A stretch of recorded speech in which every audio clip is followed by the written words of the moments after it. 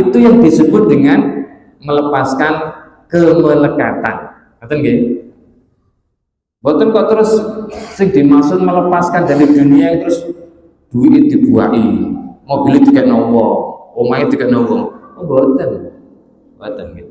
Tetep mobil yo di nang omah nang garasi, duit yo pancen nang bank, kata lagi. Tapi boten melekat tengene ati. Ngoten nggih, niku sering kali kula bolan-baleni. Karena apa? Karena seringkali wong ngaji tasawuf niku terus salah paham. Dikira nek ngaji tasawuf iku gak oleh sugi, karena tinggi. Nah niku jenenge salah paham. Karena sing dilakoni para sahabat niku hampir sedaya mayoritas itu kata gitu kan mayoritas, tapi kata sahabat-sahabat niku sing sugi, bahkan sugi ini boten nanggung-nanggung. Sampai kategorinya niku miliarder. Nek teng Indonesia kan niku sugih paling donyane cak piro. Nek Sayyidina Utsman niku donyane sampai saniki tasik wonten triliunan. Gitu. Niki kula ningali teng TV wonten duka putra mahkota napa sinten Qatar niku. Donyane gak karo-karuan. Jadi wong Timur Tengah niku sugih niku mboten main-main. Sugih teman. Lah, ini zamane sahabat mereka kaya raya miliarder itu hartanya, jabatannya, kekuasaan itu tidak melekat di hati. Artinya bagaimana? Tidak melekat di hati itu ketika kehilangan itu biasa. Itu namanya tidak melekat. Tidak terjadi kemelekatan antara jiwa dengan duniawinya itu. Tapi ini kalau jenengan di sepeda motor mau siji dicolong wong bisa. Oh susah kamari-mari gitu. Itu namanya melekat, Nah, dalam dunia tasawuf itu yang digarisbawahi adalah kemelekatan jiwa dengan duniawi. Itu yang harus dilatih untuk dilepaskan, Sehingga ketika kehilangan itu ya biasa, nggak sampai menderita. Itu yang paling penting dalam pelajaran tasawuf. Nah itu semua ben iso enteng melepaskan duniawi dari hati atau dari jiwa kita, itu caranya ya harus belajar tirakat, belajar ngerim kesenangan. Ngerti nggih? Saniki memasuki makalah yang ke-27. Wal maqalatus sabi'at wal isrun qala Yahya bin Mu'ad. Salah seorang imam bernama Imam Yahya bin Mu'ad Ar-Razi, beliau menyampaikan satu dawuh atau makalah yang berupa munajat. Jadi nasihatnya itu berupa munajat. Munajat itu apa? Munajat itu adalah curahan hati, curhatan hati kepada Allah. Itu namanya munajat. Nah, munajat itu mempunyai derajat yang lebih tinggi dibanding dengan dengan zikir, dengan wiridan, dengan amalan ritual-ritual yang lain. Derajatnya lebih tinggi munajat. Kenapa? Karena munajat itu adalah satu bentuk interaksi dengan Allah. Jadi terjalin hubungan yang serius dengan Allah, itu namanya munajat. Kalau zikir itu kan untuk menyadari keberadaan Allah. Nah, munajat itu setelah menyadari keberadaan Allah, kemudian berdialog dengan Allah. Jadi yang namanya munajat itu syarat utama harus madhep Gusti Allah dulu, baru dialog. Karena tadi jenenge wong ngobrol, jenenge wong curhat, jenenge wong sambat. Niki lagi kudu ketemu wong dhisik. Nah, ngoten nggih. Jenenge wong ngomong-ngomongan itu berarti sing dijak ngomong-ngomongan itu harus hidup dulu. Lah munajat itu adalah seperti itu. Dia madhep dan Gusti Allah, kemudian mencurahkan isi hatinya, di mana biasanya isi curhatannya itu lebih sering menuju pada kelemahan dirinya, merasa banyak dosa, terus mohon ampunan, itu biasanya seringnya ke arah situ. Ini namanya munajat. Makanya termasuk munajati Abu Nawas. Ilahilas Kulil firdaus si a'la, apa gitu?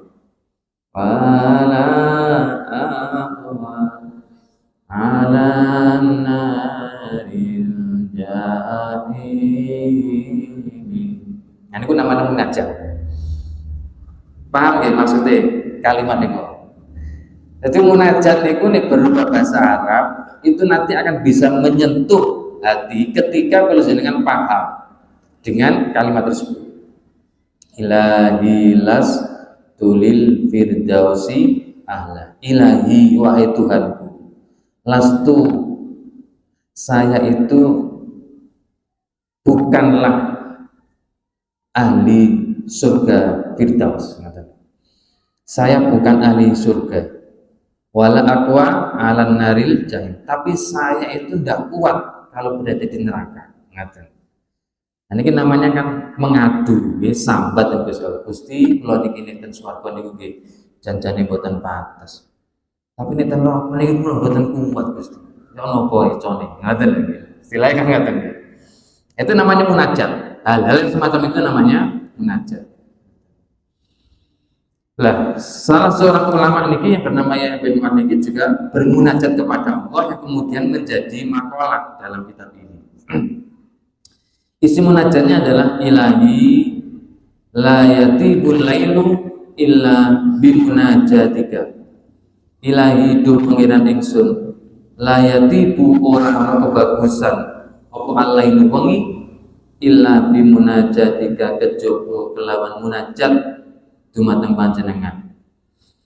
Jadi yang pertama munajati Yahya bin Mu'adz niku yang menjadi sekaligus menjadi nasihat adalah tidak ada kebagusan layatibu, ya, tibun itu bermakna sama dengan kata toyib, dengan sering mengenal kata toyib.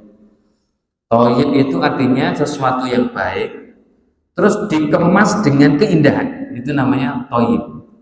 Contohnya tadi sego goreng, katakanlah sego goreng niku teng pundi-pundi rasane semeh padha ae kabeh. Mesin nang kono nang kene sego goreng sing rasane ngoten.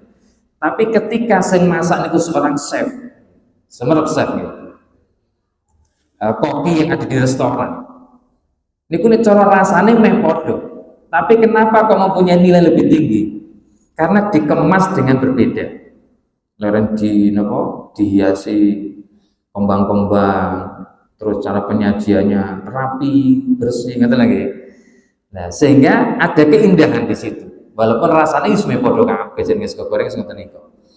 Tapi dalam penampilannya itu ada keindahan karena dikemas dengan begitu cantiknya, ngerti. Lah, kemasan yang cantik kemudian memunculkan keindahan itu namanya thayyib kalau bahasa Arab. Ngerti lagi. Lah, di sini dikatakan la yatibu, tidak ada thayyib, tidak ada keindahan apa alailu bengi. Jadi malam hari itu tidak akan ada keindahannya kecuali jika dalam malam itu diisi dengan munajat. Jadi misalkan kula jenengan urip di malam hari mulai maghrib sampai subuh, itu berarti durasi waktu malam hari itu nanti menjadi tidak indah. Walaupun ada banyak kebaikan di sana, misalnya yus ono sholat jamaah maghrib isya, kemudian mungkin mau Quran dan sebagainya, gitu. Itu kebaikan, tapi menjadi tidak indah ketika tidak ada munajatnya. Betul? Jadi malam hari tadi itu yang diisi dengan berbagai macam aktivitas, walaupun ada kebaikan-kebaikan di dalamnya, tapi menjadi tidak indah, menjadi kurang sempurna keindahannya jika tidak ada momen munajat kepada Allah. Betul? Makanya sebisa mungkin jenengan harus ada waktu ya malam itu untuk di awal malam, untuk di akhir malam itu diisi dengan munajat. Munajat itu apa? Gini kok curhat untuk siapa? Itu kok yang lebih condong munajat itu soal nasibe kula jenengan benten akhirat. Ini ku biasanya munajat itu sering mengarah ke arah sana, mempertanyakan atau apa istilahnya, sambat Gusti Allah tentang nasib yang awake ben piye nang akhirat. Nah niku biasanya ke arah sana sering munajat. Jadi malam hari itu menjadi kurang indah ketika tidak ada momen munajat kepada Allah.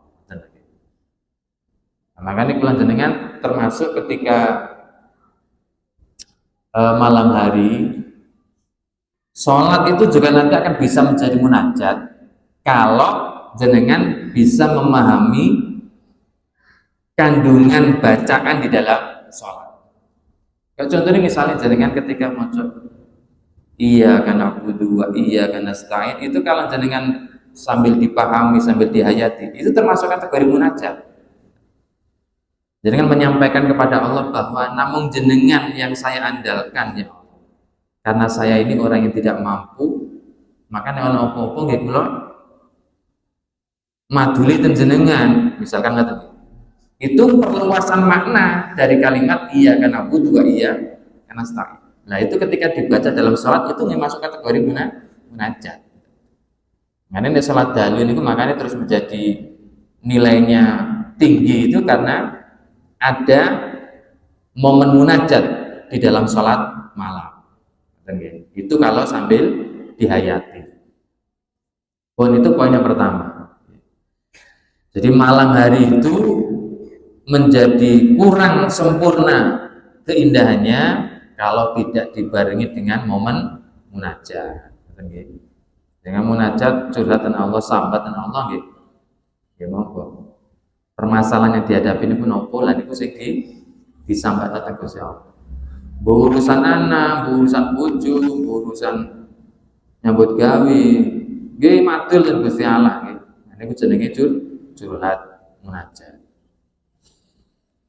Yang kedua, wala yatibu an-naharu illa bi ta'atika. Lan ora ana kebagusan atau thayyib apa an-naharu rino illa bi ta'atika, kejaba kelawan taat ing panjenengan. Nah, siang hari itu juga menjadi tidak thayyib kecuali jika siang hari itu diisi dengan taat kepada Allah. Jadi urip di siang hari mulai dari subuh sampai maghrib, itu berarti durasi waktu siang hari itu semua menjadi kurang indah ya, ketika aktivitas di siang hari tadi itu tidak bernilai ketaatan kepada Allah. Walaupun diisi berbagai macam aktivitas ya. Ono sing nyambut gawe, ono sing budal nang kantor, ono sing budal sekolah, ono sing budal macam-macam. Nah itu semua ketika tidak bernilai taat atau tidak bernilai ibadah, maka semua aktivitas itu menjadi tidak indah. Maksudnya menjadi tidak thayyib. Maka bagaimana cara agar kita hidup di siang hari itu menjadi thayyib, menjadi indah? Itu disetting. Makanya Islam mengajarkan ketika kula jenengan mengawali aktivitas apapun diawali dengan membaca Bismillah. Itu untuk apa? Untuk menuntun hati kita agar semua aktivitas yang dijalankan itu diniatkan untuk beribadah kepada Allah. Nyambut gawe, budal nang toko, diniatin apa? Diniatin nglakoni perintah Gusti Allah. Aku dikai kepercayaan Gusti Allah sebuah toko, maka saya ditugasi Allah untuk mengelola toko ini. Untuk apa fungsinya? Untuk memenuhi kebutuhan wong-wong sing butuh gelek barang-barang, misalkan gitu nggih. Misalkan toko kelontong. Wong-wong butuh ana sing butuh beras, butuh gula, butuh dan sebagainya. Lah, kebutuhan wong iki aku sing memenuhi. Sehingga keberadaan tokoku ini bermanfaat untuk orang lain. Nah, itu yang perlu disetting atas kata niku. Nah, soal batinnya piye? Batinnya nomor loro. Sing penting kebutuhan wong tercukupi. Nah, misalkan gitu. Nah, itu namanya dadekno nyambut gawe itu bernilai ibadah. Ini